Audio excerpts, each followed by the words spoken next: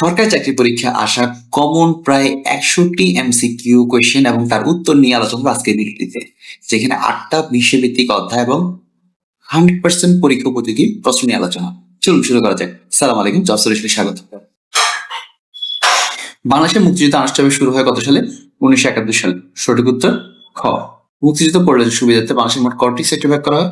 11টি সেক্টরে। স্বাধীন বাংলাদেশের অস্থায়ী সরকার মুজিবনগর সরকার গঠিত হয় কত সালে? 17 এপ্রিল 1971 সালে। সঠিক উত্তর খ। মুক্তিযুদ্ধকালে চলাকালীন সময় মুক্তিবাহিনীর সর্বাধিনায়ক অর্থাৎ কমান্ডার ইন চিফ ছিলেন এম.এ.জি. ওসমানী।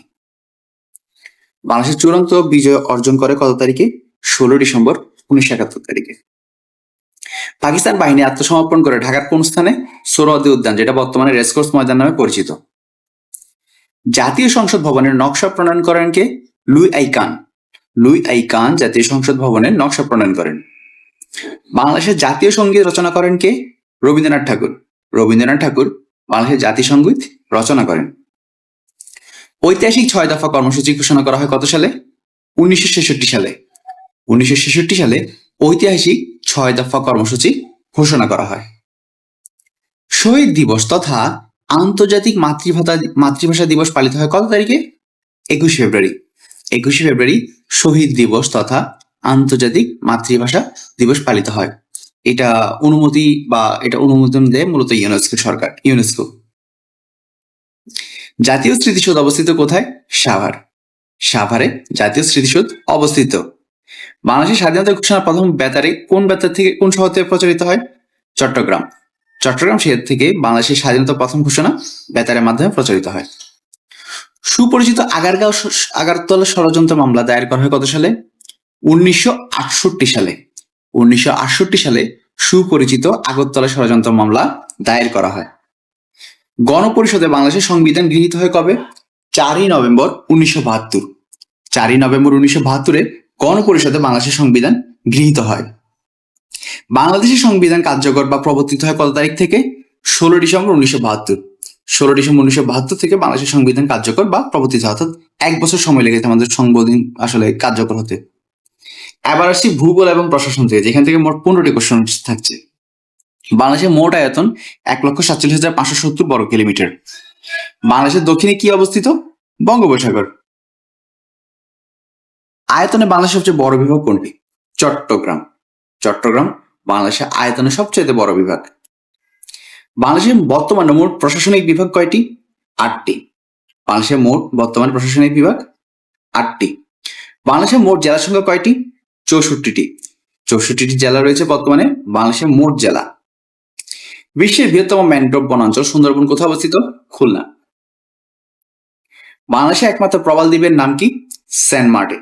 সেন্ট মার্টিন বাংলাদেশের একমাত্র প্রবাল দ্বীপ। কক্সবাজার সমুদ্র সৈকতকে কেন বিশ্ববিখ্যাত বলা হয়? বিশ্বের দীর্ঘতম প্রাকৃতিক সমুদ্র সৈকত বলে। বাংলাদেশের জলবায়ু মূলত কোন ধরনের? ক্রান্তীয় মৌসুমী জলবায়ু। এখানে কিন্তু মেরু জলবায়ু তো না, শুষ্ক মরু জলবায়ু তাও না, ভূমধ্যসাগরীয় জলবায়ু তা না, ক্রান্তীয় মৌসুমী জলবায়ু। ঢাকা শহর কোন নদীর তীরে অবস্থিত? বুড়িগঙ্গা। বুড়িগঙ্গা নদীর তীরে ঢাকা শহর অবস্থিত।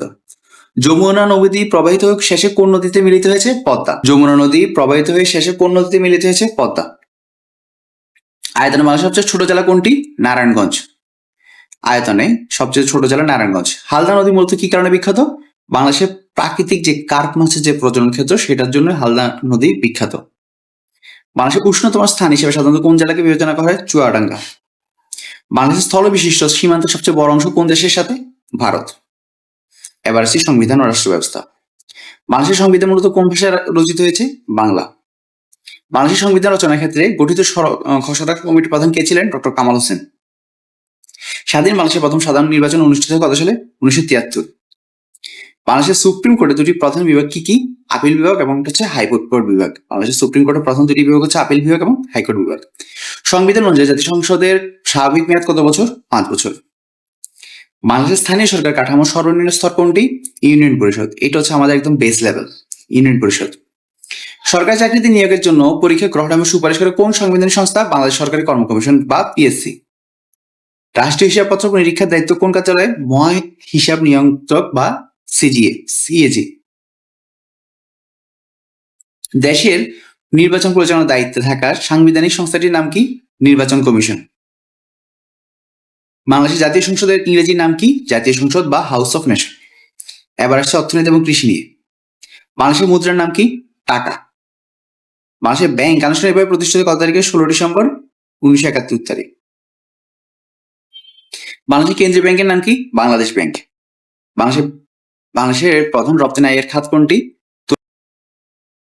বর্তমানে বাংলাদেশের প্রধান রপ্তানি আয়ের খাত হচ্ছে তৈরি পোশাক, যেটা গার্মেন্টস শিল্প। ঐতিহ্যগতভাবে বাংলাদেশের প্রধান অর্থকরী নগদ ফসল কোনটি? পাট।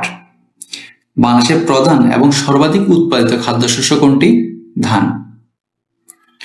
বাংলাদেশের প্রথম পঞ্চবার্ষিকী পরিকল্পনা শুরু হয় কত সময়? 1973 থেকে 78। এই 5 বছর হচ্ছে প্রথম পঞ্চবার্ষিকী পরিকল্পনা। এটা কিন্তু প্রতি 5 বছর পর পর সেট করা হয়। বাংলাদেশে বিশ্ব ব্যাংকের সদস্যপদ লাভ করে কত সালে? 1972 সালে।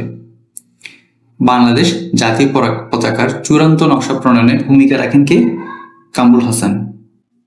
স্বপ্নের পদ্মা সেতু আনুষ্ঠানিকভাবে জনসাধারণের জন্য খুলে দেওয়া হয় কবে? 25শে জুন 2022। এবার আলোচনা করব আন্তর্জাতিক বিষয় নিয়ে, যেখানে 15টি প্রশ্ন থাকছে। জাতিসংঘ প্রতিষ্ঠিত হয় কত তারিখে? 24 অক্টোবর 1945। 24 অক্টোবর 1945-এ জাতিসংঘ প্রতিষ্ঠিত হয়। জাতিসংঘের সদর দপ্তর কোথায়? New York. আমেরিকার নিউ ইয়র্ক শহরে জাতিসংঘের সদর দপ্তর অবস্থিত। জাতিসংঘ নিরাপত্তা পরিষদের স্থায়ী সদস্য রাষ্ট্র কয়টি?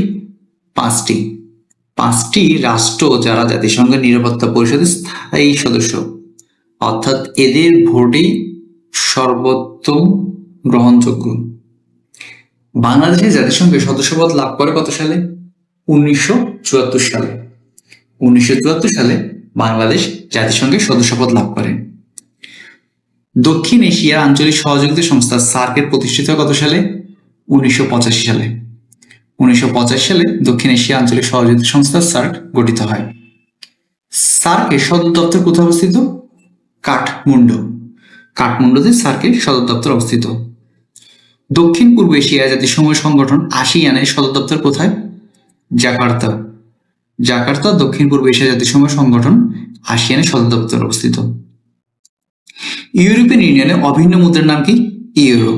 অর্থাৎ ইউরোপিয়ান ইউনিয়ন বলতে আসলে ইউরোপের যে দেশগুলো রয়েছে তাদের নিজেদের মধ্যে যে আসলে মুদ্রার মাধ্যমে তারা আসলে এক দেশের সাথে আরেক দেশে বিনিময় ব্যবস্থা করে থাকে, সেটা ইউরোর মাধ্যমে করে থাকে। যদিও আমরা জানি এই ইংল্যান্ড এই ইউরোর যে ইউনিয়ন যেটা ছিল সেটা থেকে তারা বেরিয়ে এসেছে, যেটাকে ব্রেক্সিট বলা হয়। বিশ্ব স্বাস্থ্য সংস্থা হু এর সদর দপ্তর কোথায় অবস্থিত? জেনেভা। জেনেভাতে বিশ্ব স্বাস্থ্য সংস্থা হু এর সদর দপ্তর অবস্থিত। আন্তর্জাতিক অলিম্পিক কমিটি আইওসি সদর দপ্তর কোথায়? লোজান। আন্তর্জাতিক অলিম্পিক কমিটি আইওসি সদর দপ্তর লোজানে অবস্থিত। আয়তনে বিচারে বিশ্বের বৃহত্তম স্থল বিশিষ্ট বা ল্যান্ডলক দেশ কোনটি? কাজাখস্তান। আয়তনে বিচারে বিশ্বের সর্ববৃহৎ স্থল বিশিষ্ট দেশ কাজাখস্তান। জনসংখ্যার বিচারে বর্তমান বিশ্বের বৃহত্তম দেশ কোনটি? ভারত। জনসংখ্যার বিচারে বর্তমান বিশ্বের বৃহত্তম দেশ ভারত। আয়তনে বিশ্বের বৃহত্তম দেশ কোনটি? রাশিয়া। আয়তনে বিশ্বের বৃহত্তম দেশ রাশিয়া। জাতিসংঘের সাধারণ পরিষদে বর্তমান মোট সদস্য রাষ্ট্র কয়টি? 193টি। বিশ্বের খ্যাত নোবেল পুরস্কার প্রবর্তন করেন কে? আলফ্রেড নোবেল, যিনি ডিনামাইট আবিষ্কার করেন। এবার আলোচনা হচ্ছে সাধারণ বিজ্ঞান নিয়ে। পানির রাসায়নিক সংকেত হচ্ছে H2O, পানির রাসায়নিক সংকেত। একজন প্রাপ্তবয়স্ক মানুষের দেহে মোট হাড়ের সংখ্যা কত? 206টি। একজন প্রাপ্তবয়স্ক মানুষের দেহে মোট হাড়ের সংখ্যা 206টি। মানব দেহের রক্তের লোহিত রক্তকণিকা তৈরি হয় কোথায়? অস্থিমজ্জায়। লোহিত রক্তকণিকা তৈরি হয় অস্থিমজ্জায়। সূর্য থেকে দূরত্বের ক্রম অনুযায়ী পৃথিবী কততম গ্রহ? তৃতীয়। শূন্য মাধ্যমে অর্থাৎ ভ্যাকুয়ামে আলোর গতিবেগ আনুমানিক 3 লক্ষ কিলোমিটার পার সেকেন্ড। উদ্ভিদের নিজস্ব খাদ্য তৈরির প্রক্রিয়াকে বলা হয় সালোক সংশ্লেষণ। উদ্ভিদের নিজস্ব খাদ্য তৈরির প্রক্রিয়াকে বলা হয় সালোক সংশ্লেষণ। মানবদেহের সবচেয়ে বড় অঙ্গ কোনটি? ত্বক। মানবদেহের সবচেয়ে বড় অঙ্গ হচ্ছে ত্বক বা চামড়া। পর্যায় সারণী সবচেয়ে হালকা মৌলিক পদার্থ কোনটি? হাইড্রোজেন। পর্যায় সারণীর সবচেয়ে হালকা মৌলিক পদার্থ হাইড্রোজেন। ভিটামিন সির অভাবে সাধারণত কোন রোগ হয়? স্কারবি। ভিটামিন সির অভাবে স্কারবি রোগটা হয়ে থাকে। পৃথিবীর কোন কেন্দ্রভাগ বা কোর মূলত দুইটি ধাতু দ্বারা গঠিত বলে ধারণা করা হয়? সেটা হচ্ছে লোহা এবং নিকেল। পৃথিবীর যে কেন্দ্রভাগ সেটা মূলত দুইটি ধাতু দ্বারা গঠিত, একটা হচ্ছে তার লোহা আর একটা নিকেল। একজন সুস্থ মানুষ স্বাভাবিক তাপমাত্রা 37°C, এটা সেলসিয়াসে দেয়া আছে, ফারেনহাইটে না। উদ্ভিদ কোষের কোন অঙ্গাণু সূর্যালোক ব্যবহার করে খাদ্য প্রস্তুত করে? ক্লোরোপ্লাস্ট। ক্লোরোপ্লাস্ট উদ্ভিদ কোষের অঙ্গাণু সূর্যালোক থেকে খাদ্য প্রস্তুত করতে পারে। বায়ুমণ্ডলে সবচেয়ে বেশি পরিমাণে থাকে গ্যাসটির নাম কি? নাইট্রোজেন। বায়ুমণ্ডলে নাইট্রোজেন গ্যাসটি সবচেয়ে বেশি পরিমাণে থাকে। শব্দ কোন মাধ্যমে চলাচল করতে পারে না? শূন্য মাধ্যমে বা ভ্যাকুয়ামে শব্দ চলাচল করতে পারে না। শক্তির নিত্যতা সূত্র অনুযায়ী শক্তিকে কি করা যায় না? ধ্বংস। শক্তির নিত্যতা অনুযায়ী শক্তিকে ধ্বংস করা যায় না, জাস্ট এটা এক রূপ থেকে আরেক রূপে ট্রান্সফার করা যায়। কম্পিউটার এবং তথ্য প্রযুক্তি নিয়ে 7ম বিভাগে 10টি প্রশ্ন। সিপিইউ এর পূর্ণরূপ হচ্ছে সেন্ট্রাল প্রসেসিং ইউনিট। র্যাম এর পূর্ণরূপ হচ্ছে র্যান্ডম অ্যাক্সেস মেমোরি। www এর পূর্ণরূপ হচ্ছে ওয়ার্ল্ড ওয়াইড ওয়েব। HTML এর পূর্ণরূপ হচ্ছে হাইপারটেক্সট মার্কআপ ল্যাঙ্গুয়েজ। 1 বাইট সমান 8 বিট। মাইক্রোসফট কোম্পানি প্রতিষ্ঠা করেন কে? বিল গেটস এবং পল অ্যালেন। USB এর পূর্ণরূপ হচ্ছে universal serial bus. Universal serial bus, এটা হচ্ছে USB এর পূর্ণরূপ। কম্পিউটার নেটওয়ার্কের ডাটা আদান প্রদানের নিয়ম কানুনকে বলা হয় প্রোটোকল। অর্থাৎ প্রোটোকলের মাধ্যমে আসলে কম্পিউটারের ডাটা নেটওয়ার্কের মাধ্যমে আদান প্রদান করা হয়। ইন্টারনেটের জনক হিসেবে সাধারণত কাকে গণ্য করা হয়? ভিন্টন সার্ফ। ভিন্টন সার্ফকে ইন্টারনেটের জনক হিসেবে সাধারণত গণ্য করা হয়। কম্পিউটার স্থায়ী বা যা মুছে যায় না কোনটি? সেটা হচ্ছে রোম। বাংলা সাহিত্য এবং ভাষা 8ম, যেটা আমাদের সর্বশেষ। বাংলা সাহিত্যের প্রথম মহাকাব্য হিসেবে বিবেচিত হয় মেঘনাদবধ কাব্য, যেটা মাইকেল মধুসূদন দত্ত লিখেছিলেন। মেঘনাদবধ কাব্যর রচয়িতা মাইকেল মধুসূদন দত্ত। বাংলাদেশের জাতীয় কবিকে? কাজী নজরুল ইসলাম। লাল সালু উপন্যাসের রচয়িতাকে? সৈয়দ ওয়ালিউল্লাহ। বাংলা ভাষার প্রাচীনতম নিদর্শন হিসেবে বিবেচিত গ্রন্থের নাম চর্যাপদ। চর্যাপদ আবিষ্কার করেন হরপ্রসাদ শাস্ত্রী, তিনি এটা নেপাল থেকে আবিষ্কার করেন। রবীন্দ্রনাথ ঠাকুর নোবেল পুরস্কার লাভ করেন কোন গ্রন্থের জন্য? গীতাঞ্জলি, যা 1913 সালে নোবেল পুরস্কার পায়। পথের পাঁচালী উপন্যাসের রচয়িতাকে? বিভূতিভূষণ বন্দ্যোপাধ্যায়। বিভূতিভূষণ বন্দ্যোপাধ্যায় পথের পাঁচালী উপন্যাসের রচয়িতা। এই পথের পাঁচালী নিয়ে কিন্তু সিনেমা তৈরি হয়েছে। বাংলা একাডেমি প্রতিষ্ঠিত হয় কত সালে? 1955 সালে। বাংলা একাডেমি 1955 সালে প্রতিষ্ঠিত হয়। কবি জসীমউদ্দীনকে কোন উপাধিতে ভূষিত করা হয়? পল্লী কবি। কবি জসীমউদ্দীনকে পল্লী কবি উপাধিতে ভূষিত করা হয়। অভিনন্দন, আপনি 100টি গুরুত্বপূর্ণ সাধারণ জ্ঞান প্রশ্ন সম্পন্ন করেছেন। ভিডিওটি ভালো লাগলে লাইক দিন, চ্যানেলে সাবস্ক্রাইব করুন, বন্ধুদের সাথে শেয়ার করুন। জব সলিউশনের পরবর্তী ভিডিওতে দেখা হবে ইনশাআল্লাহ। ভালো থাকবেন। সালাম আলাইকুম।